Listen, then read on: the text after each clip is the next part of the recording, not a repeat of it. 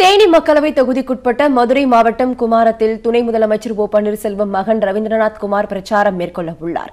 இதையொட்டி ரவீந்திரநாத் குமாரை வரவேற்க 1/2 கிலோமீட்டர் தூரத்திற்கு ஆரத்தி தட்டுகளுடன் பெண்களும் குழந்தைகளும் நீண்ட வரிசையில் காத்திருத்து வருகின்றனர். இது பற்றி விரிவான தகவலோடு எமது செய்தியாளர் ஸ்டாலின் வழங்க கேட்கலாம். ஸ்டாலின், ஓ பன்னீர்செல்வத்தின் மகன் ரவீந்திரநாத் குமாரை வரவேற்க தற்பொழுது அங்கு பெண்கள் வந்து காத்திருக்கின்றனர். ஏற்பாடுகள் அங்கு எப்படி இருக்கு? கூடுதல் விவரங்கள் என்ன?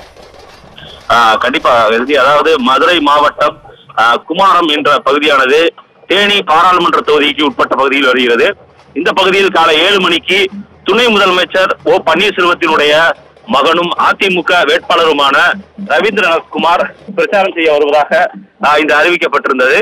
இதற்காக காலை 6:30 மணியில் இருந்தே அந்த பகுதி முழுவதுமாக சுமார் 1/2 கிலோமீட்டர் தூரத்திற்கு அந்த பகுதியில் ஆரத்தி எடுப்பதற்காக பெண்கள் சுமார் சாலையினுடைய இரு மருங்கிலும் நின்று கொண்டிருந்தனர்.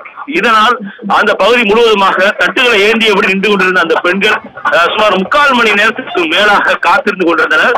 இந்த நேரத்தில் சற்று நேரத்திற்கு முன்பாக ரவீந்திரநாத் குமார் அந்த பகுதிக்கு வருகை தந்திருக்கிறார். அவர் தற்பொழுது அங்கு இருக்கக்கூடிய அந்த ஆரத்தி எடுத்து இருக்கக்கூடிய அந்த பெண்களுடைய ஆரத்திகளை பெற்று வருகிறார்.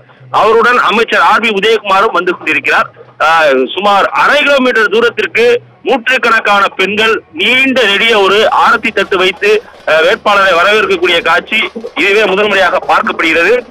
இன்னும் தொடர்ச்சியாக பல இடங்களில் அவர் பிரச்சாரம் செய்யக்கூடிய நிலையில் இது போன்ற ஒரு வரவேற்பை அதிமுகவினர் அவருக்கு தொடர்ந்து அளித்துக் கொண்டிருக்கிறார்கள். தேனி மக்களவை தொகுதிக்குட்பட்ட மதுரை மாவட்டம் குமாரத்தில் துணை முதலமைச்சர் ஓ பன்னீர்செல்வத்தின் மகன் ரவீந்திரநாத் குமார் பிரச்சாரம் மேற்கொள்ள உள்ளார். 1/2 கிலோமீட்டர் தூரத்தில் பெண்கள் குழந்தைகள் ஆரத்தட்டுடன் காத்திருக்கின்றனர். இது பற்றி விரிவான தகவலை எமது செய்தியாளர் ஸ்டாலின் வழங்கி கேட்டு உங்கள் தகவலுக்கு நன்றி.